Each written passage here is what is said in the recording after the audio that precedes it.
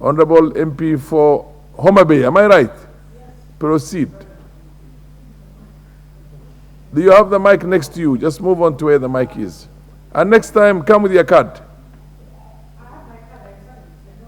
It's not, I don't know what's, it has a problem. Okay, then you sort out the problem later, yeah, with the clerk's department. Yeah, proceed.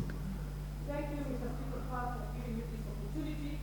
And I rise on behalf of Homa Bay County to support what is being debated now. And this is on, I want to add a voice on the section of it on the public debt. I want to say, Mr. Speaker, that public debt management in this country is becoming a big headache. That it's like we are losing track as leaders on whether we really have people who can accurately advise on policy making, accuracy to advise on debt strategy management. And therefore, my first contribution is to call upon the Committee on Debt and Privatization to come out clear with implementable strategies which can help to curb this. Otherwise, if this is not done, we realize that even the manifesto, which was promised by this government, is not going to be realized. Mr. Speaker, the other day, yesterday, I want to believe that equally you watched over the television when the Deputy President mentioned that this country is in serious debts that was brought about by the previous regime. I was shocked when it was being mentioned that we have 900 trillion. And then under the pending bills, we have 900 billion. And then there were others that he was mentioning. That was off in a function. I want to say, Mr. Speaker, the issue of debt in this country is not an issue to politic with, especially with the ruling government. They need to sit down because the common wananchi is suffering out of increased taxes.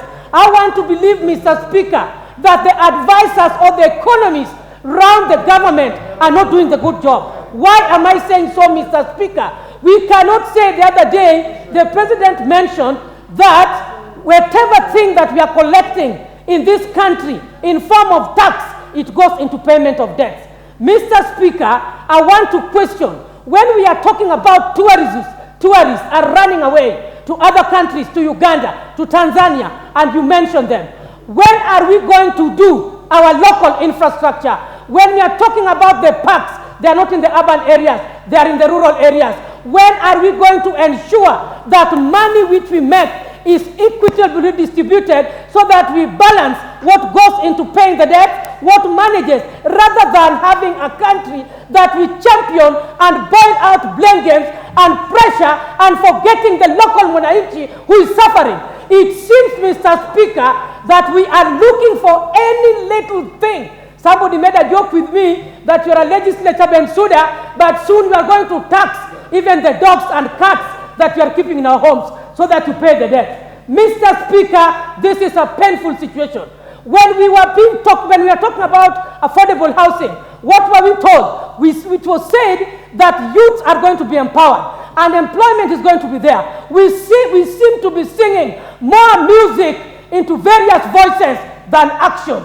And therefore, Mr. Speaker, I want to say that the Public Debt and Privatization Committee should take this responsibility to advise and give on workable strategies which can curb, because otherwise we shall be talking of debts. We have debts in trillions. I don't know, blaming the county government, blaming the national government. No work is happening, forgetting Wanjiku is suffering. I want to say that strategies must be put in place. And that is why Kenyans elected us to come into this parliament to make them not to suffer, but to have a sigh of relief. Mr. Speaker, this needs a speedy action. This doesn't require us to be reluctant in our positions. Everything is now dilapidated. We have El Nino. The focus has now shifted from development. This was even confirmed, you heard it over the news, that now the governors must stop the issues of development and focus on El Nino issues. Yesterday I wanted to contribute on this. And Mr. Speaker, I'm saying, by the time we wait for El Nino to come, this nation, we must be serious. There are dikes which can be built, there are things which can be planned for, there are relocations which can be done so that we do not waste resources. When we have donor funding, there are strategies that even the government should look for other than the common wananchi taxes to pay the debt and to manage the debt. Otherwise, if you're not careful, this country is going to come to a standstill. Thank you, Mr. Speaker. The MP for Kisauni, Bedzimba.